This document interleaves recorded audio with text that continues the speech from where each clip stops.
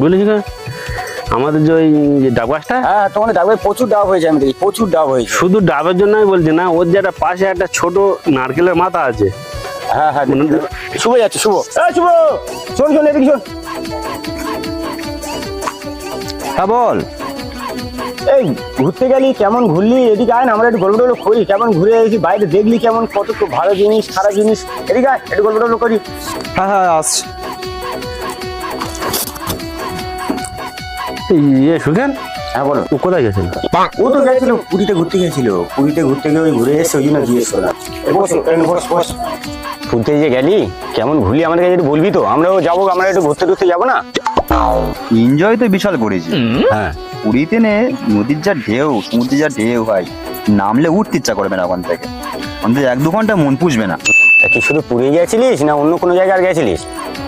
আরে পুরী ছাড়া 2-3 জায়গায় গেছি, কিন্তু যাওয়ার ইচ্ছা ছিল অনেক জায়গায়, ঠিক মতো গিয়ে উঠতে পারিনি।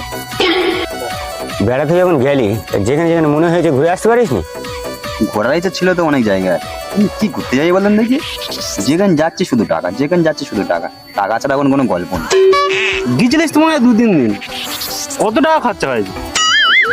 2-3 দিন নয়, পুরো 1 সপ্তাহ ঘুরে গেছি।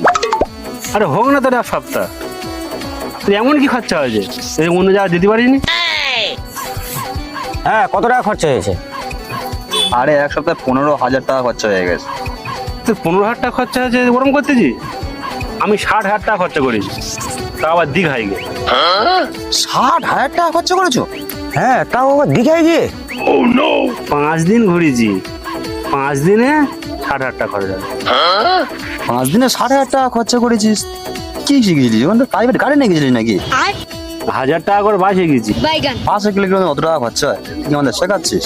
গল্প তাহলে জায়গা খুঁজে পাস না, সামনে দীঘায় গিয়ে 60,000 টাকা খরচা? 60,000 টাকা খরচা হবে না, 50,000 টাকা হাইরে গেছে।